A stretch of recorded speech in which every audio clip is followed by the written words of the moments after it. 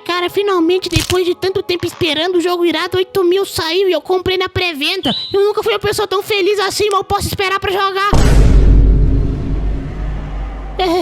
Peraí.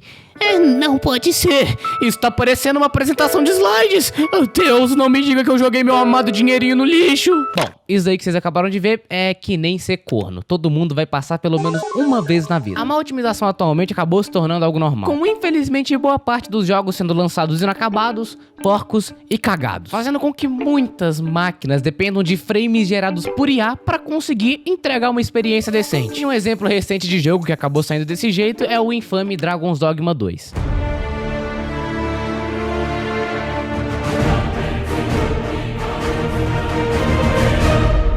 Lançado por R$300, eu posso afirmar que 99% da verba dele foi pra customização de personagem. E só 1% foi pra miserável otimização desse jogo. E digo mais, quem tomou conta dessa parte do projeto foi o estagiário da Capcom. A minha 3060 peida pra rodar esse jogo no low, não conseguindo manter uma taxa de quadros decente e também não conseguindo manter um sorriso no meu rosto durante a play inteira. E mano, o que me impressiona é que alguns ousam dizer: mas agora depois de 3 meses o jogo tá legal e bem otimizado. Fala, não, para. Pra você que diz uma coisa dessas, vou te contar.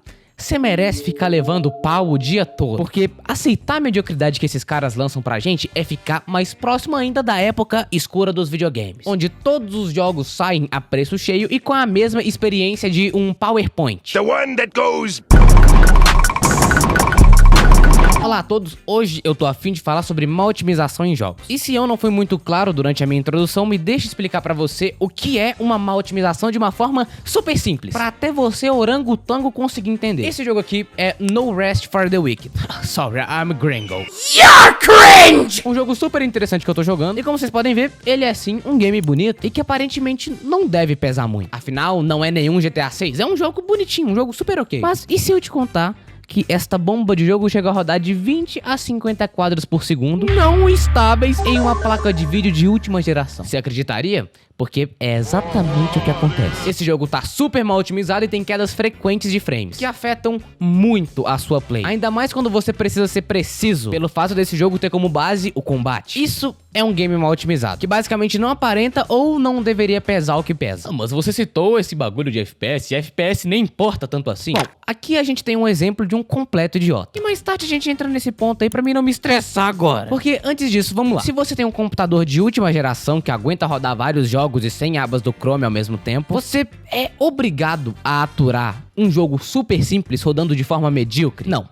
A resposta é não. E sempre vai ter aquele cara dizendo que na calculadora dele roda 2 frames por segundo e que ele consegue jogar. Mas o que esse cara não entende ainda é que não é porque ele roda seus jogos de forma zoada que você precisa rodar também. E de um jeito ou de outro, esse Zé Mané... Aproveita e comenta Zé Mané pra engajar. Não tá sozinho. Porque é exatamente por existir um grupo de pessoas com o mesmo pensamento desse cara que os games não costumam melhorar. Na verdade, é o seguinte, como as empresas lançam e percebem que as pessoas já aceitaram uma vez um produto ruim, elas pensam logo o seguinte: aceitaram uma vez, vão aceitar de novo. É lógica básica e infelizmente funcional. Porque se das primeiras vezes que saíssem esses jogos nesse estado cagado, a galera tivesse tacado a pica, eu duvido que eles arriscariam um outro lançamento assim. E olha só, se você não deixar o like, quem vai tomar a pica é você. E consegue piorar quando a gente comenta de má otimização só no computador. E só um passinho pra trás, voltando naquele bagulho de se FPS importa ou não, importa sim. Eu sou praticamente a prova viva disso, porque eu vivi a minha vida inteira jogando jogos a 30 frames por segundo. E quando eu fui pra 60, mano,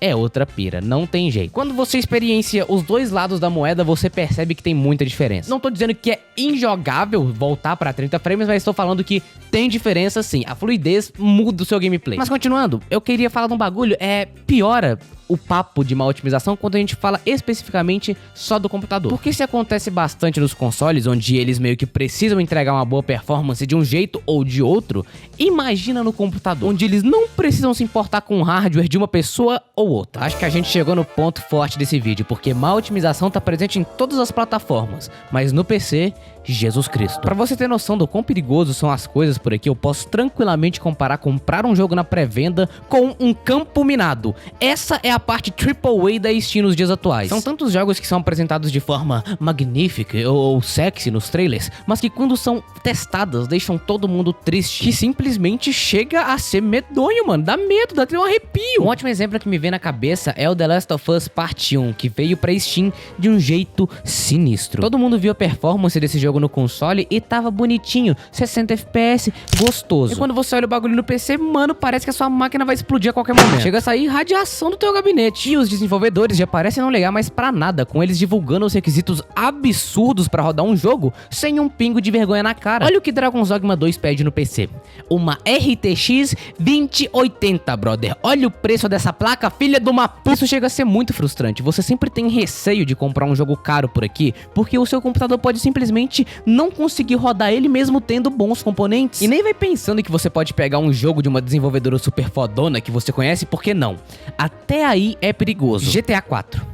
Esse jogo tem um dos piores portes pra PC do mundo dos videogames e é comentado até hoje o quanto ele é cagado. Até Elden Ring não tem a melhor das otimizações, mesmo sendo um puta jogaço. Você sempre precisa recorrer a um teste de benchmark do jogo, perguntar pra amigos ou ler várias análises na Steam antes de comprar o seu jogo, porque quando você mal percebe são R$350 jogados no lixo. E é aquilo, o único jeito de resolver isso é reclamando ou não comprando os jogos. E nesse momento, ai, eu sorrio. Porque felizmente as pessoas estão reclamando depois de tanto tempo com uma rapaziada passando pano. Parece que geral começou a se tocar. Análises, vídeos e até post no Twitter estão conseguindo mostrar desgosto por várias das práticas que as empresas tentam nos empurrar com ela abaixo. Sabe de uma coisa? Tem muito jogo polido por aí, bem feito, e muitos indies que são quase que nem plumas. Parece que a parada nem pesa de tão bem feito que é. E o mais bizarro é que eles fazem isso tendo muito menos. E se eles conseguem, por que a EA ou a Ubifezes e até mesmo a Sony e Rockstar não conseguem? Tipo assim, eu realmente me esforço pra entender, mas eu acabo não conseguindo encontrar nenhuma lógica. Grana os cabas têm, mas eles preferem investir nos micro detalhes da garrafa de Skol no cantinho daquela esquina. Só serve pro gordão 69 apreciador de gráficos olhar pra aquilo lá e falar: nossa, que legal, olha que maneiro. Enquanto o jogo do otário tá parecendo uma tirinha da Turma da Mônica, quadrinho por quadrinho, olha que legal. Tem gente que diz que é marketing, que é pra ele ser muito comentado no lançamento, mas eu não consigo encontrar lógica num marketing tão negativo como esse. Dragon's Dogma tem análises neutras na Steam até hoje. Se for um marketing, é bom eles terem um marketing melhor ainda pra tirar esse jogo dessa situação. É um jogo de um escopo muito grande. Será que a Capcom realmente olha pra isso e acha normal ele tá nesse estado? Quantos patches será que vão ser necessários pra eles virarem a situação? Será que valeu a pena o tal marketing? Bom, sinceramente, quanto a isso eu não sei, mas o que eu sei é que você pode virar membro do canal por R$2 pra aparecer no fim de todo vídeo, que nem esses caras. E outra coisa, se você não quiser virar membro, relaxa, paizão, porque você pode aparecer de graça no fim dos vídeos se você me mandar uma fanart bonitona que nem essa aqui lá no Discord do canal, link na descrição. Se você gostou desse videozão, tem esse outro que eu comento sobre os jogos de anime e como eles falharam. E é isso, te vejo numa próxima.